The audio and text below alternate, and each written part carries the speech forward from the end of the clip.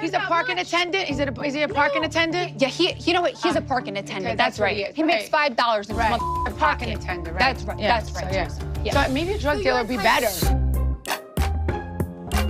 Virtual reality. Hi, I'm Danny Murphy. And I'm Evan Real.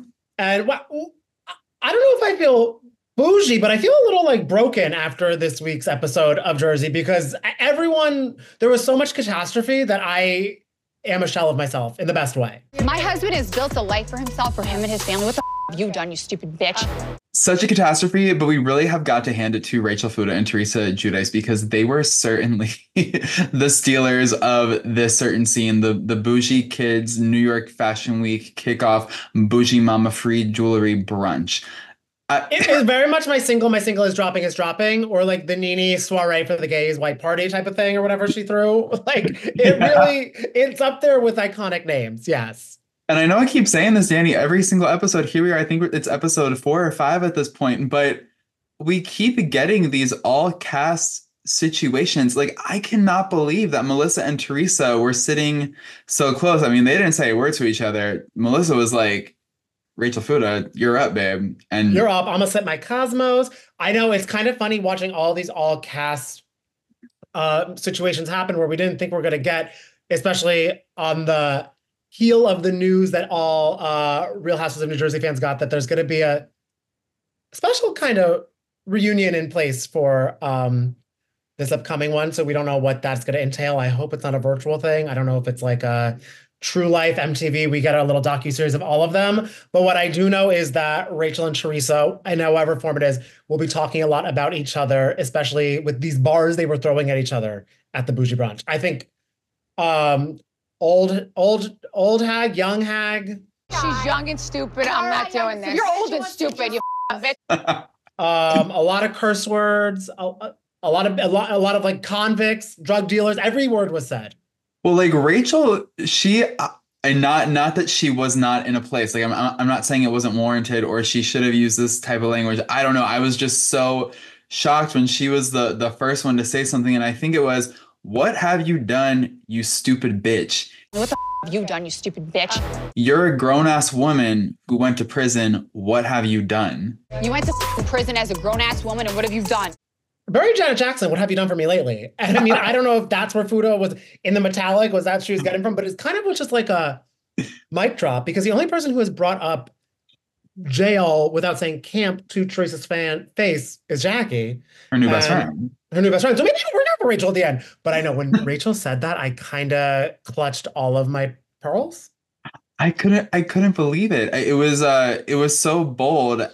And I think I couldn't believe it because I, like Rachel Fuda, we're both 33 years old. And I think that someone in our, us millennials, I don't know if it was the way we were raised, but I would certainly be scared to go against Teresa, the OG of this series. And, Dolores told her at the end of that scene, like, girl, she might have walked out with her whole jewelry collection, but she's going to have something to say. She's going to do something about this. Eventually. You're a married man. Would you? Because if she was coming after your man, though, what would you? Because that's what's bringing the heat for Rachel. Rachel's not doing it because Rachel was bored, so she ruined lunch, like Tiffany Pollard. She's doing it because she's mad about what's been said about John Fuda.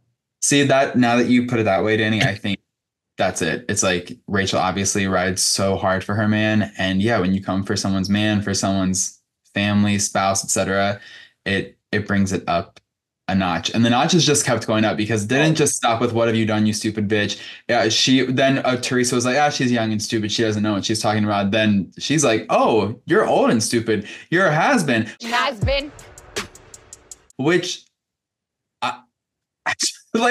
she just kept going, and then Teresa's like, "You're so immature." Then Fuda's like, "You're a bully." Bully. Which, I mean, that's such a buzz term, a trigger word in this reality TV landscape, just sort of like in general in life. So it was and I like too that it kind of was like a quicksand fight because everyone else kind of was getting dragged in or thrown in. Because lest we forget, we've been calling Messy Fessy that for a while. She was very tame this episode.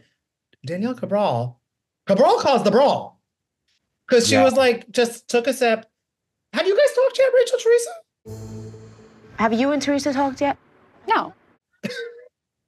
But you know what? She just had to get right into it the way Jen Aiden got right into it. I love how she was like, Danielle was like, you know, my two good friends allowed for this woman to talk shit about me at the doggy birthday bash or whatever. They didn't just allow for it. They literally set the stage for it. Like, she handed her Jennifer Aiden handed Lena the hairdresser the mic to, and I'm so confused, Danny. Like, I don't understand what Jen Aiden's end game is here, because obviously it's no secret now that the whole like social media scandal is out there about allegedly paying this girl and that girl and giving strollers to post crappy things about whatever. It's like, I feel like Teresa and Jennifer Aiden, no matter what they have or haven't done as it pertains to bloggers, they have somewhat isolated themselves. So I think that the Jersey cast definitely operates in like a team versus team mentality. So I would just think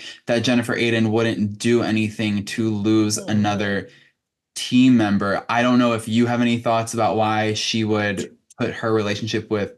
Do you think she didn't like Danielle maybe coming for her spot as Teresa's bestie?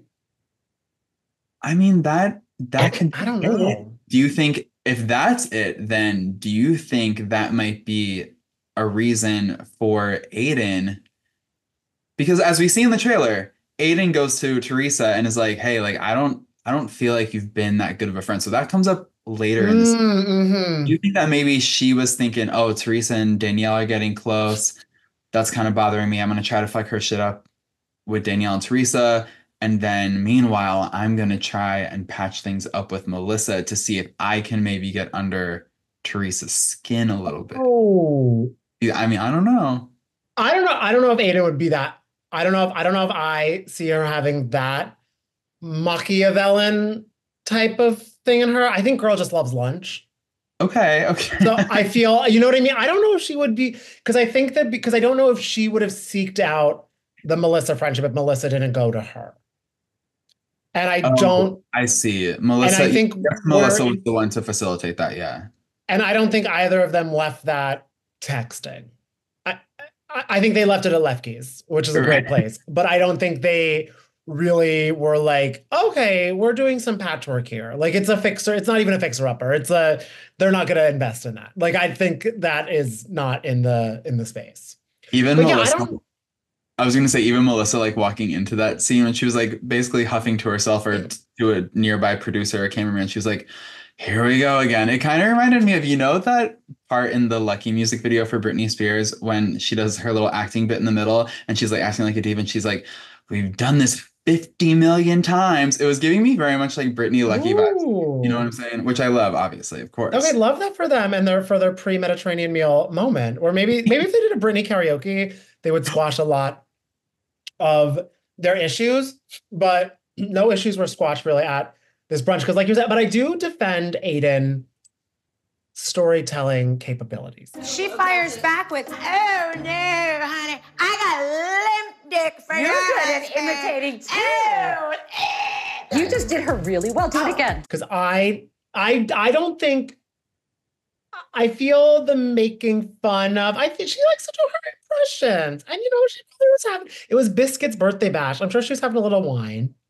And maybe just got a little into doing the fun Staten Island accent. I don't think that was malicious. That part wasn't malicious on her. Having Lena set the stage to trash talk Danielle was malicious. Yeah, when it comes to like the imitations, we've seen her do these. Like, this is nothing new. She loves to do imitations. I think there was like wasn't there like some charades game seasons ago where she made everyone act out different? Oh yeah, like castmates on the show. So like, obviously the girl loves to do an impression, an imitation, a mimic, mockery, whatever you want to call it. And remember when she did the dictionary thing about Jackie? So she does do a lot of. She knows her imitations don't land. They don't. She takes risks. They might not land, but they're really not half bad. Like, I think she does do a pretty good Danielle Cabral. Oh, 2000%. And like you said, Melissa does a great Jennifer. Yes, Melissa does do a really great Jennifer. That whole moment. Oh wait, good. I'm curious too. Did you expect at the Teresa versus Rachel showdown Did you expect Jackie to get so heated to Melissa? Melissa, don't do that because it's very apparent what you're doing. So stop it. No, you know Stop I'm it. right. Don't No, you start. are not right because you don't know what has gone on in the past. I don't give a You can be friends with whoever you want. No, I did not. I was a little shocked at that too. But now, knowing what we know, Danny, after talking to Jackie, a lot of this is making more sense. We had Jackie in studio last week, and she was saying that there was tension with Margaret before the season started because Margaret allegedly, this is what she claims, she was like, hey, if Louis comes back to the show, I don't want to come back to the show, and I don't want you or Jen Fessler to come back to the show. Obviously, everyone came back to the show for whatever reason, but at that point in time, I think Jackie had already started to put the feelers out with Teresa to see if they could form a friendship. So Melissa was definitely aware of that. And I think that Melissa was probably just very frustrated in that moment because we've seen what we've seen on the show. Like Teresa and Jackie have not gotten along. At the end of the day, Jackie may not care about it, but the fact of the matter is, like, whoever started the Evan Tenafly rumors at the gym or whatever, like, Teresa was the one to say it on camera at Evan's birthday. So I think Melissa's like, girl, like, what? Like, don't you remember? Jackie doesn't want her. Like, she really does not give a one flying Tenafly fuck. No, not at all. I mean, like you said with Britney Spears, the key to happiness and memories. Jackie's like, no, I'm great at this brunch, actually. She's like, I'm having a lovely time with my wine. Please, everyone, stop bringing it up. Even though everyone kind of had to bring it up because even Danielle was like, what is going on? See, I'm impersonating Danielle now. It's hard not to. She's so theatrical. But everyone kind of like, what the hell is happening here? My favorite is Dolores because she said nothing, but she was just looking at Jackie like, She's probably like, okay, Jackie. This? Yeah. Don't call me this. Oh my God. God, these ladies have good. You know what part of that brunch I found really riveting though is when the whole Jackie, Marge, Teresa thing happened. Marge wasn't there, but Jackie was talking about the Marge situation, and then Teresa like wasted no time piping in. She's like, she doesn't want to be a friend, Jack. Jack, she don't care about you. And then Melissa's like, don't let her do that. Don't let her do that. Don't listen, Jack. You're way smarter than that. Now, I don't know who was the angel, who was the devil. No matter where your loyalty lies, whether you're Team Melissa, Team Teresa, it was giving me very much like angel devil vibes, like on Jackie's little shoulders. And unfortunately, I think Jackie at that point didn't know how to express it in front of the group. But I think it's pretty clear watching it. Like she had already decided like, all right, fuck Marge, fuck, you know what I mean? Like I'm doing the Teresa thing right now.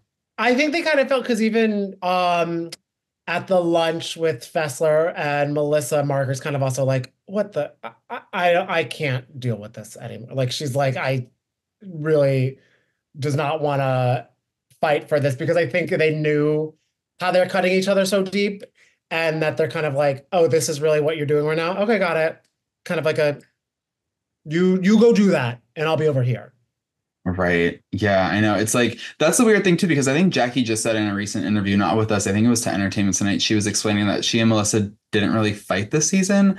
It just felt like one day they were not cool. And she basically implied that that was because of Melissa's loyalty to Margaret, because she and Margaret were in such a bad place. So, I mean, like, we're not really getting much Teresa versus Melissa, but all of these fighting between the different sides of the couch I find very interesting, and it's honestly becoming like a very complicated but fun game of Tetris for us fans. Such a fun game of Tetris, and it's very hard to like kind of like understand where everybody's coming from because there's like it like the tide changes just so much. We did nothing about Rachel and Teresa too when Rachel talked about that. If we want to go about exes, like, you know, I think it's like, you want to talk about husbands? Because if anyone's exes You brought the ex. talking, You brought the it's ex Louis. out. No, I know.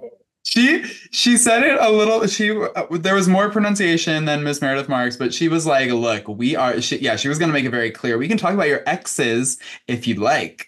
Louis' exes, and it's because But when we know they also are talking, they all were dating Bonnie Raitt because all their exes are like, let's give them something to talk about. And we are talking about it. So they really understood, I guess, their personal assignment. But I feel that poking bear. Don't poke the bear. Is what we're going to be seeing in episodes to come. But before we get into the what's to come, do you have a biggest cringe of this episode? I think my biggest cringe, like we were saying before I got on the call, was definitely Jennifer Aydin talking about how she doesn't have a hard on for Joe Gorga. She has a limp dick for Joe Gorga. And then, like we mentioned, I did love the way Melissa Gorga then imitated her. It was fun. I feel like they should like both go to like UCB together and take a call. You know, and like it just with Anne from Vanderpump Rules. Yeah. With Anne from Vanderpump Rules. Yeah, it's just I hope you know, watching Melissa Gorga, Jennifer Aydin, and Ann Maddox do an improv scene, I'd pay $250. I'm not even joking. No questions asked. I would pay more than I paid for the Eras tour, and I paid a lot for the Eras tour. Can I tell you that? And I hope it's just as long. I hope it's a 3.5-hour long improv class. They're like, oh, you want to go? The theater turned off the lights. We'll do flashlights. I don't even care. Oh my God. That would be amazing. Okay, what was your biggest cringe?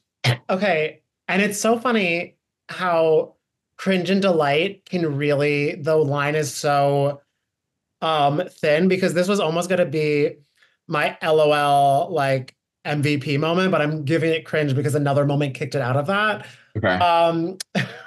It was kind of cringy. Well, I'm cringing just having everybody watch it back, probably, when Teresa and Jennifer call Jackie, and Jackie's like, guys, I'm not going to do a whole thing with you, like talking about Marge just because you're calling me. As much as I like would like to vent, it would be so bad for me to like talk about Margaret to you guys. But like, she was just like basically defending Danielle and why it was right. I know. It's cringy, but also, who hasn't? Right. No, trust me, I've been there. I've been there, done that, baby. Yeah, so. I'm not going to get into it with you, but since I'm here on the phone while you're getting facials, no, I do understand what you're saying, though, where like cringe and delight can very much exist in the same house, where you're like cringing, but you're also smiling so hard. And that's definitely the feeling that when Jackie was like, I don't really want to, but now that we're here, let's get into it. I feel it was such like a cringe because it was such a mirror. Because it's like, yeah, we all do that. And it also kind of did remind me, and like I feel Jackie would even say it, because it's like she's being like, oh my God, this friend group's talking to me, like such like a high school moment of like, wait, those girls want to ask me a question? Yeah, I'll talk trash about my friends. Like there's so much levels of that. That's so true. That is like, I mean, look, growing up as a little gay kid in North Carolina, there were definitely certain like cool girls, popular girls that I wanted validation from. And baby, when I got it, I was on cloud 9. Nothing could stop me. So maybe that's a little bit of what Jackie is experiencing here with Jennifer Aydin. And Jackie's like, exactly, as a gay man myself from North Carolina, that's exactly what she's like, you hit the nail on the head. Wait, so who got MVP if Jackie didn't? Oh, MVP has to go to my fellow Taurus queen, Rachel Fuda. I'm sorry, because I know you just did our live show, but I have to give this to Teresa. Because when for the moment when she was yelling at everybody and saying, I'm gonna go, looks for her gift bag. Because I would have done the same thing. All right, I'm gonna go. My daughter has a volleyball game. No. Thank you, guys. So I go. All right. I'd be like, I'm done with you all, but I drove to Freehold, and I know that's a far drive from where Teresa lives. She's like, I'm grabbing the free jewelry. And it reminded me a lot of what people call her twin a lot, Alexia and Marisol at the Mother's Day brunch, where she was looking for the denim jackets. Yes, yeah, I was definitely giving that. That was the first thought that I had. I also love that it was like a full ass like Macy's display. So kudos to Danielle Cabral. Like the girls were saying, please throw more parties because you are throwing some real bougie brunches and you give great gifts. Like there was like a necklace and the earrings and the this and that. Like it was a full, like I'm surprised she was even able to carry it, but she did. She did. She got it all. And it funny tidbit, if anybody cares, that's a Miami fan also. Alexia lost that denim jacket. She told us when she was in studio, but said she's glad she lost it because it was bad juju. And I said 100%, 2000%. I wonder if Teresa held on to that jewelry or if she put it on her Rachel voodoo doll. Oh, the voodoo doll. The Goo Goo Dolls is just a whole, like, she's just singing Iris Rachel Fuda. No, I feel, because it was cute jewelry, but I feel Teresa wouldn't want it. And since we know she loves fedoras, I feel she probably gave it to one of the kids, I would assume. And told him it was Harry Winston. Yeah. Or Louis. Louis is holding it for Christmas and was like, babe, this is Cartier. When it's really Bougie Mama. Honestly, though, but it looks like Cartier, Harry Bougie Winston. Mama is my Cartier. Yeah, exactly. Wait, who was your best? I would say my MVP, I gotta give it to Frankie Jr.'s arms. Like, I don't know what was happening at the family lunch or the fake proposal between Frankie and Dolores. I was literally just looking at those tan tanks and that nice little black, was it a black t-shirt? I don't know. I don't know what he was wearing. Frankie Jr. is so cute to me. He is just one specimen of a human. I'm also like, is Dolores living at the house with them in the Six Dogs, or is she at Paul? Because I was confused. I was like, wait, are the kids just watching the house? Yeah, it's just the kids and the dogs in the nice house, which is that's my dream. I know, it sounds a pool and 6 dogs, and sometimes Dolores visits. No, that sounds so good. Frankie, don't move to the city. I don't know who's telling you to do that. No, like Danny and I are about to move in. Like, if we could, maybe like Dolores can take 2 dogs and then you and I can move in. Oh, that's true. You know, because Dolores and Polly are looking for a house. But there's that whole divorce thing that Polly has to get through. I'm so surprised, though, that, I mean, I understand what Dolores is saying when she says, I just want a place of my own that feels like mine, because Polly's townhome, as gorgeous and stunning and perfect, like, I'm so obsessed with it. That is like my dream house for real. Dream. But it is very like masculine and manly with like the It's also not fully Dolores. It's not fully Dolores, so I understand that. However, if I was Dolo, I would be really sad to like move on from that townhouse. I don't know. It's so I kind of am just like, wait, they should spend most of their time at Dolores's lovely house with a pool. But then when they want to go out in the city, they stay at because all their kids are grown, so they don't have to go home to watch any kids. Then they stay at their lovely townhouse by the city. I'm like, keep both. Yeah, I guess the issue is just kicking the kids and the dogs out. Well, they can, I guess they can keep the dogs. I don't know, but I feel like Gabby's like, Danny and Evan, shut up. Like, don't ruin the plan. Frankie did say he wanted to come back to the city, so yeah, I might move to the city then. If you're moving in with him, Frankie. You're like, where are you looking? Sorry, I feel like you guys actually would be. I was gonna say you would have a fun vibe as roommates, but I think it would just be him bolting his door shut. Yeah, right.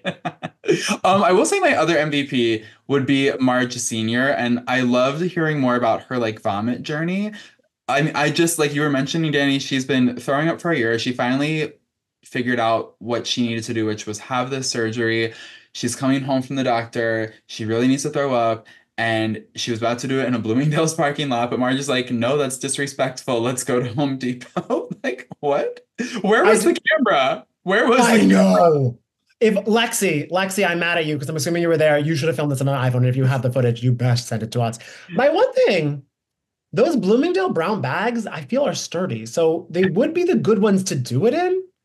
That's so true. Well, when she said she didn't want to do it in the Bloomingdale's parking lot, like, I'm assuming it was a no bag situation. So like, Lexi could have ran in, gotten one of the sturdy bags, a medium brown bag, double them up, like a double bag in like Trader Joe's, and then you're right, that would have been great, like barf bag material. But if that was like too involved, well, actually, driving to Home Depot the same amount of time to get the bag. I wonder if it was a big old mall where there's a Bloomingdale and a Home Depot, like. I've never seen a Bloomingdale's and a Home Depot. You know how you always see like Ulta, Target, and Home Goods together? I've never seen a Bloomingdale's and a Home Depot. I'm like, have I ever seen a Home Depot? I don't really know. But my thing is also, which I understand, it'd be really hard just to run into Bloomingdale's to get a bag. And not a purse. Like, you just be like, oh, I just really need to get a bag because someone's about to vomit. But I'd be like, what's on sale? Because they always have great sales. Right. She's just like blowing chunks in the corner and then like immediately goes to like look for a handbag. I feel like that'd be your vibe. You're like, oh, I feel so much better now. Yeah. Oh, I'm like, is the bag, or does it come with a little slip bag? I just throw up in that. You can keep it. I'll throw it out. I don't know. What am I going to use that for? The duster? No, I'm good. Oh, but God bless Marge Senior. She's the best. And I'm glad she's still kicking her best life, loving it up. No more vomiting, I hope. Because that's scary. That is very scary. That's really tough. And like throwing up, I Oh, haven't done it in a long time, but it's a lot of work. wait, not to be. I'm not going to dox anything Okay. because I know where the Bloomingdale's are in Jersey. So I Is it was by Home looking up. Depot? There's one across the street from a Home Depot because there's a lot of Bloomingdale's, but there is one. I know exactly where this happened. Do you know what? That's giving very much Marge and Joe B vibes because I can see him like having fun at Home Depot while she's having fun at Bloomingdale's. They can meet in the middle. Marge Oh, Sr. can figure out where she wants to hang out or throw up. because there's a cheesecake there too. Stop. Okay, so that's where you and I are at. We're at Cheesecake. Marge is at Bloomies. Joe B is at Home Depot. Oh, We wanting to wait. throw up after we eat our weight in Alfredo. That's what I'm like, no, Marge Sr., I'm vomiting too. She's like, did you just have surgery? I'm like, no, I had the Skinny Delight meals. Are they skinny? No, but they're delicious. When you're throwing them up in the Home Depot. No, let me stop there. Let me stop. Let me stop. Because we have to save ourselves and catch our breaths for next week's episode because it's the sit down of the Fudas and the Giudices Reali-teas or Relayas and messy. I know it's gonna get really crazy. This is apparently when John Fuda calls Teresa the poster child for mortgage fraud. Teresa's like, no, that's my ex-husband. So I think he also is like doubles down on Rachel's has-been comment in this episode. So it's gonna be crazy. It's gonna be explosive. And I think this is what Dola was talking about. Like, oh, she's trying on the jewelry, she's putting it on her, or she's putting it on her voodoo doll, and she's gonna figure out how she's gonna respond. But baby, she is going to respond. Yeah, and we're gonna be recapping it all next week.